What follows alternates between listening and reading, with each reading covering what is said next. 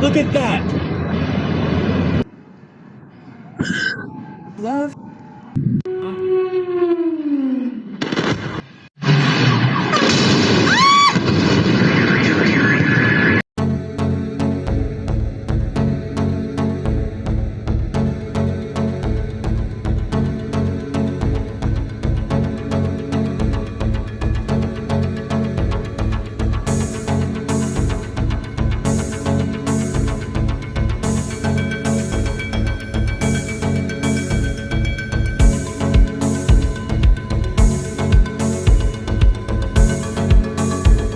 አሜሪካ በቬንዙዌላ የወሰደችው ጥቃት ምን ሊያስከትል ይችላል? አሜሪካ በቬንዙዌላ ላይ ከባድ ጥቃት በመፈጸም የሀገሪቱን ፕሬዝዳንት መያዟን ማስታወቋን ተከትሎ ዛሬ በዓለም ትልቅ አጀንዳ ሆኖ ይገኛል።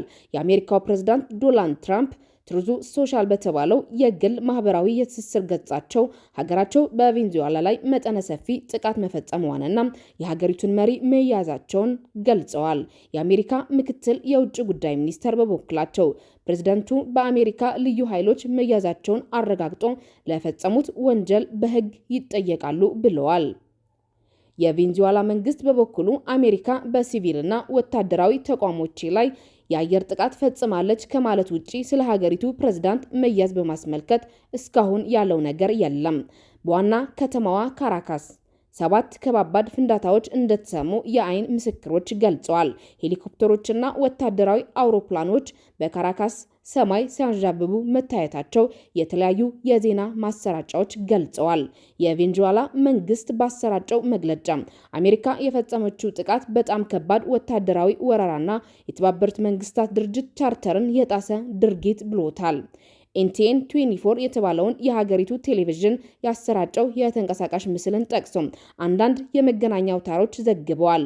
በከተማዋ ከባባድ ፍንዳታዎች ከተሰሙ በኋላ ከፍተኛ ጭስ መታየቱን አመላክተዋል። ስለደረሰው ጉዳት እስካሁን የተባለ ነገር የለም።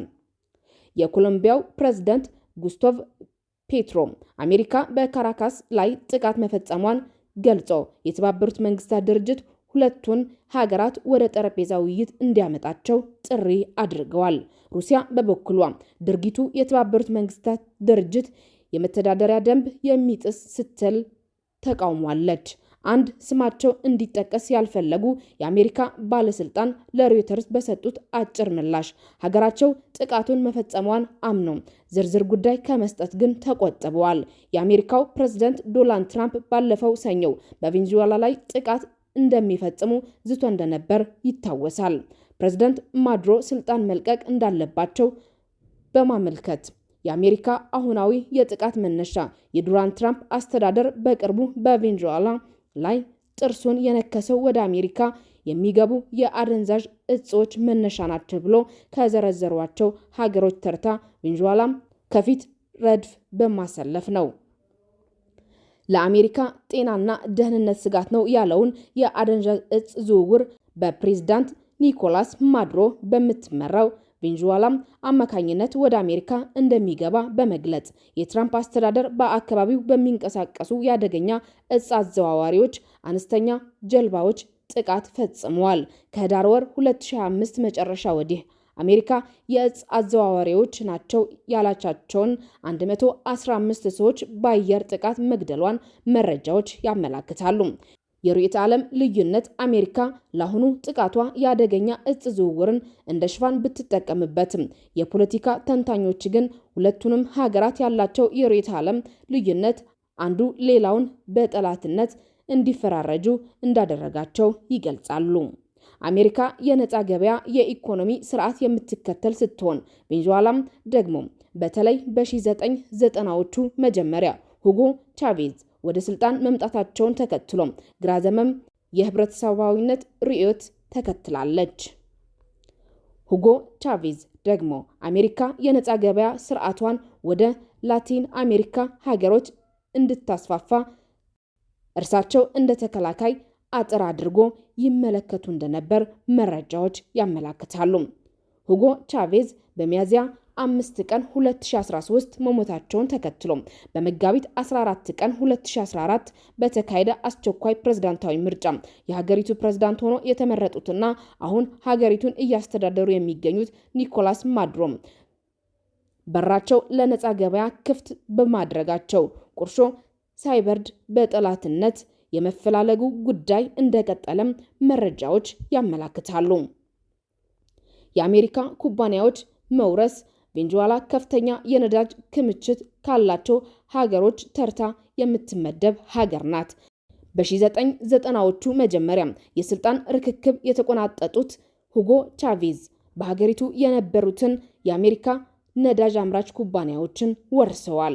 ይህ ከህብረተሰባዊነት መርህ አንጻር የወሰዱት የመውረስ እርምጃ የነጻ ገበያ ኢኮኖሚ ለምትመራው አሜሪካ ትልቅ ራስ ምታት ነበር የሆነባት።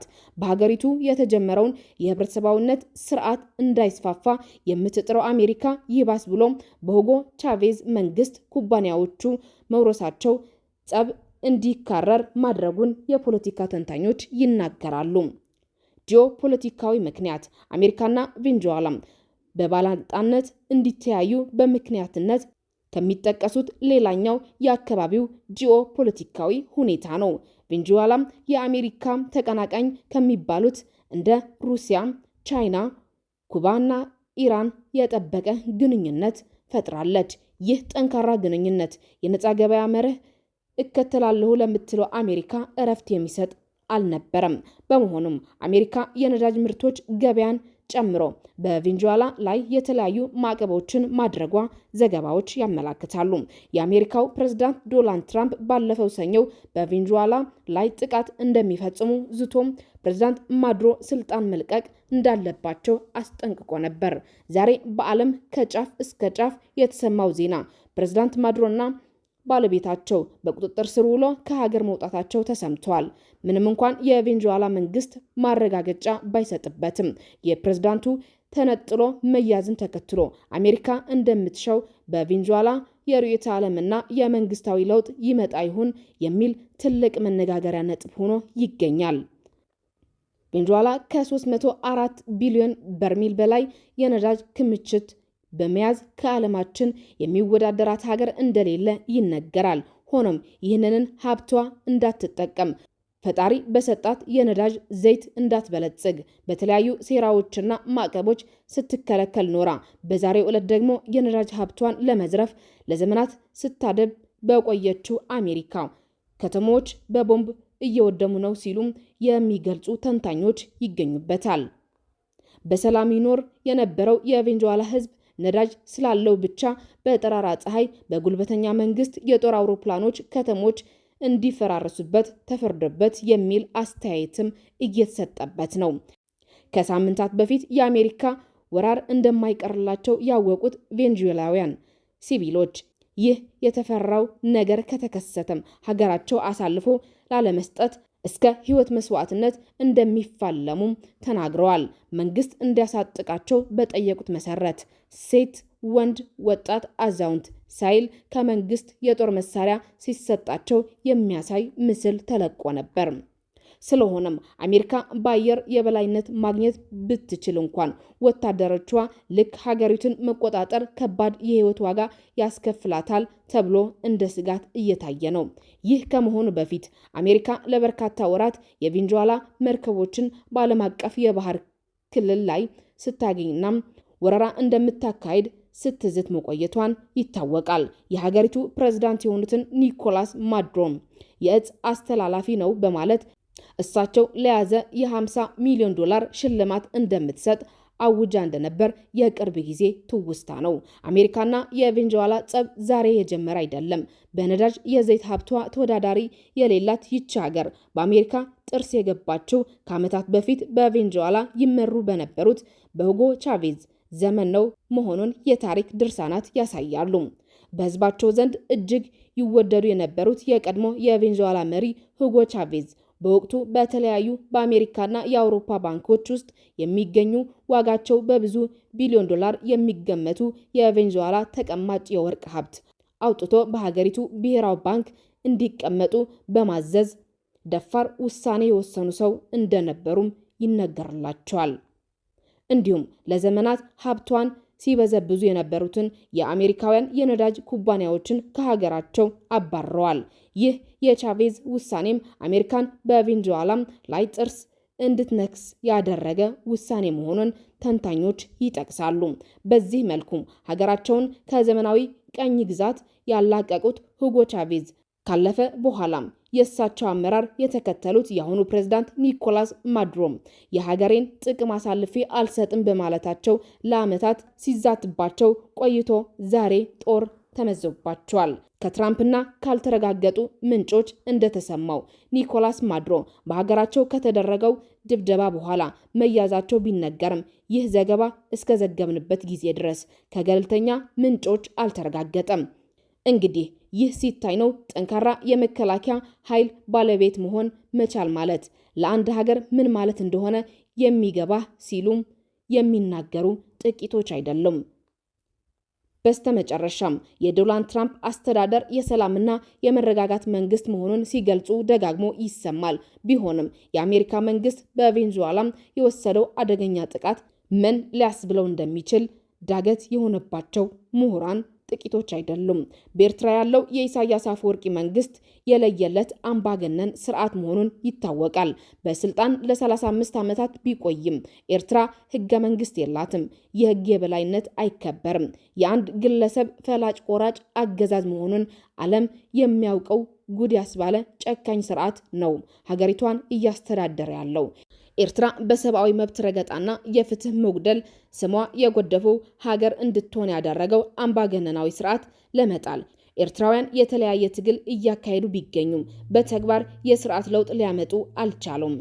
በዚህም ኤርትራውያን ካላቸው የተለያየ አስተያየት የተነሳ የሌሎች ሀገሮች ወይም ዓለም አቀፍ ህብረተሰብ ጣልቃ እንዲገባ የሚሹ ጥቂት ግለሰቦች የሉም ሊባል አይችልም። ስለዚህ አሜሪካ በኤርትራ ተመሳሳይ እርምጃ ብትወስድ ምን የሚፈጠር ይመስላችኋል? ተገቢስ ነው ብሎ ያምናሉ? አሜሪካ ተመሳሳይ እርምጃ በኤርትራ እንድትወስድ የሚጠብቁ አንዳንድ ኤርትራውያን ፖለቲከኞችና አክቲቪስቶች ቢኖሩም አብዛኛው ኤርትራዊ የአሜሪካ ይሁን የሌሎች ጣልቃ ገብነት ሳያስፈልግ በኤርትራውያን የጠነከረ ክንድ እንዲወገድ የሚሹ ናቸው። እናንተስ ምን የምትሉ ይኖራል? በዓለም አቀፍ ሕግ አሜሪካ እየወሰደች ያለው እርምጃ ተገቢ ነው ብሎ ያምናሉ ወይስ ተገቢ አይደለም ነው የሚሉ? አስተያየታችሁን ስጡበት።